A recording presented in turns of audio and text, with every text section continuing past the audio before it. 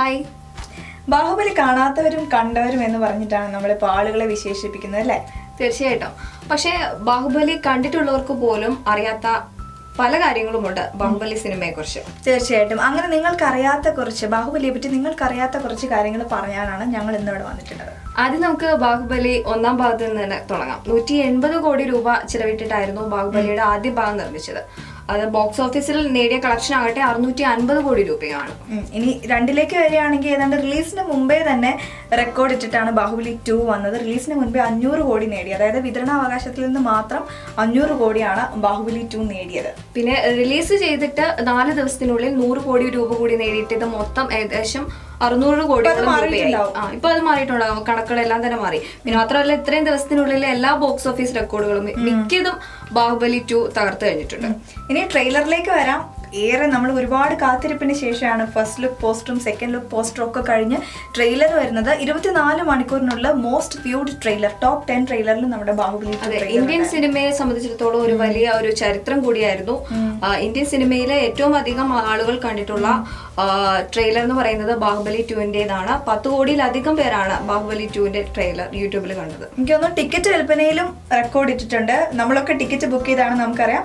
ആദ്യം 24 മണിക്കൂറിനുള്ളിൽ ഏതാണ്ട് 10 ലക്ഷം ടിക്കറ്റുകളാണ് ബാഹുബലി 2-ന്റെ വിറ്റുപോയിട്ടുള്ളത്. അതേപോലെ തന്നെ 9000 സ്ക്രീനുകളിലാണ് ബാഹുബലി 2 റിലീസ് ചെയ്തിട്ടുള്ളത്. ഇന്ത്യയിൽ എനിക്ക് തോന്നുന്നു 6500 സ്ക്രീനുകളിൽ, ഇന്ത്യയിൽ മാത്രം. റെക്കോർഡുകളെ പറ്റി പറയുമ്പോൾ എനിക്ക് തോന്നുന്നു ഏറ്റവും എക്സ്ട്രീം റെക്കോർഡ് എന്ന് പറയുന്നത് ഗിന്നസ് വേൾഡ് റെക്കോർഡാണ്.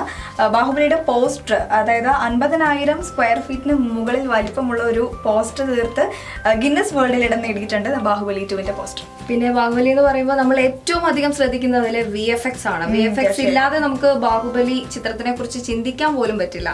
അപ്പൊ അങ്ങനെ നോക്കുകയാണെങ്കിൽ ഹോളിവുഡ് ത്രില്ലർ ആയിരുന്ന ജുറാസിക് വേൾഡിന്റെ VFX-ന് പിന്നിൽ പ്രവർത്തിച്ച അതേ ടീം തന്നെയാണ് ബാഹുബലിക്ക് വേണ്ടിയിട്ടും VFX ചെയ്തിട്ടുള്ളത്. ബാഹുബലി ആദ്യ ഭാഗമായിട്ട് കമ്പയർ ചെയ്യുമ്പോൾ എനിക്ക് തോന്നുന്നു രണ്ടാം ഭാഗം കുറച്ചുകൂടി VFX-നാൽ സമ്പന്നമാണ്. അപ്പോൾ ആദ്യത്തേതിൽ 17 VFX സ്റ്റുഡിയോകളാണ് പ്രവർത്തിച്ചതെങ്കിൽ രണ്ടാമത്തേതിലേക്ക് വരുമ്പോൾ 33 VFX സ്റ്റുഡിയോകൾ ഉണ്ടായിരുന്നു. പിന്നെ നമുക്ക് അതിലെ താരങ്ങളിലേക്ക് വരികയാണെങ്കിൽ പ്രഭാസ്, റാണ ദഗുപതി, അനുഷ്ക എല്ലാവരും ഉണ്ട്. അവരെ സംബന്ധിച്ചിടത്തോളം പറയുന്നത് പ്രഭാസിനെ ആണെങ്കിലും റാണയുടെ ആണെങ്കിലും ബോഡിക്ക് വളരെയധികം ഇമ്പോർട്ടൻസ് ഉണ്ട് ആ ചിത്രത്തിൽ. അതുകൊണ്ട് തന്നെ ബോഡി ബിൽഡിംഗ് എക്യുപ്മെന്റ്സിന് വേണ്ടി, അതായത് പ്രഭാസിന് വേണ്ടി മാത്രം ഏകദേശം ഒരു 1.5 കോടിയോളം രൂപ ആ ടീം ചെലവഴിച്ചിട്ടുണ്ട്. പിന്നെ ബാഹുബലി 2 എന്ന് പറയുമ്പോൾ അതിലേറ്റവും രസകരമായി ചെയ്തിട്ടുള്ള ഏറ്റവും ഇമ്പോർട്ടന്റ് ആയിട്ടുള്ള സീൻ എന്ന് പറയുന്നത് അതിന്റെ ക്ലൈമാക്സ് തന്നെയാണ്. അതിന്റെ ക്ലൈമാക്സിന് വേണ്ടി മാത്രം, ആ യുദ്ധരംഗം ചെയ്യാൻ വേണ്ടിയിട്ട് മാത്രം ഏകദേശം 30 കോടിയോളം രൂപയാണ് ചെലവഴിച്ചിട്ടുള്ളത്. എനിക്ക് തോന്നുന്നു ഈ താരങ്ങളുടെ ഒരു സാക്രിഫൈസ് അല്ലെങ്കിൽ അവരുടെ ഒരു ഇതിനെപ്പറ്റി നമ്മൾ എടുത്തു പറയണം. കാരണം പ്രഭാസിനെ പറ്റി പറയുകയാണെങ്കിൽ 4 വർഷമാണ് ബാഹുബലിക്ക് വേണ്ടി മാത്രം മാറ്റിവെച്ചത്. ഈ ഒരു 4 വർഷത്തെ സമയത്ത് മറ്റൊരു ചിത്രത്തിന് വേണ്ടിയും പ്രഭാസ് കരാർ ഒപ്പിട്ടിട്ടില്ല. അതായത് ഒരു യുവതാരത്തിനെ സംബന്ധിച്ചിടത്തോളം അത് വളരെ പ്രധാനപ്പെട്ട ഒരു കാര്യമാണ്.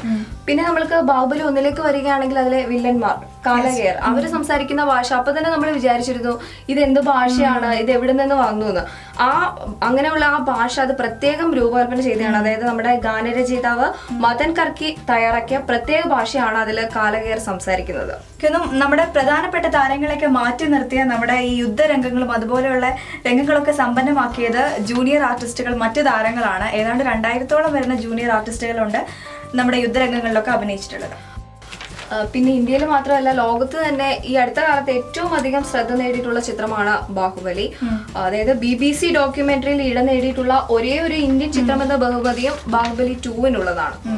എനിക്ക് തോന്നുന്നു നമ്മളെപ്പോഴും കാണുന്നത് സ്ക്രീനിന്റെ മുമ്പിൽ ആരൊക്കെ ഉണ്ടെന്നുള്ളതാണ്. പക്ഷെ ഇതിന്റെ പുറകിൽ ഒരുപാട് പേരുടെ എഫേർട്ട് ഉണ്ട്.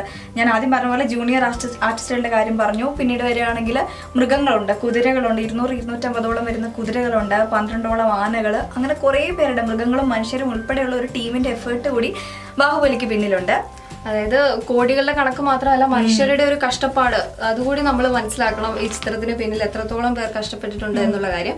പിന്നെ നമുക്ക് മലയാളികൾക്ക് അഭിമാനിക്കാവുന്ന മറ്റൊരു കാര്യം കൂടി വരുന്നുണ്ട്. തീർച്ചയായിട്ടും നമ്മൾ കോടികളുടെ കണക്കിനെ പറ്റി പറഞ്ഞു. വരുന്നത് ഒരു 1000 കോടി ബജറ്റിലുള്ള ഒരു വൻ ചിത്രമാണ് വരുന്നത്, നമ്മുടെ സ്വന്തം ലാലേട്ടന്റെ. അതെ, മഹാഭാരതം, നമ്മുടെ MDയുടെ 2-ാം ഊഴം എന്ന നോവലിനെ ആസ്പദമാക്കിയിട്ടുള്ള ചിത്രമാണ്. അപ്പൊ എന്തായാലും നമുക്ക് കാത്തിരിക്കാം. അതെ, ബാഹുബലി കടത്തി വെട്ടുമെന്ന് തന്നെ നമുക്ക് പ്രതീക്ഷിക്കാം. അപ്പോൾ ഇതുപോലുള്ള കൂടുതൽ വീഡിയോകൾക്കായി സബ്സ്ക്രൈബ് ചെയ്യുക ഫിൽമി ബീറ്റ് മലയാളം.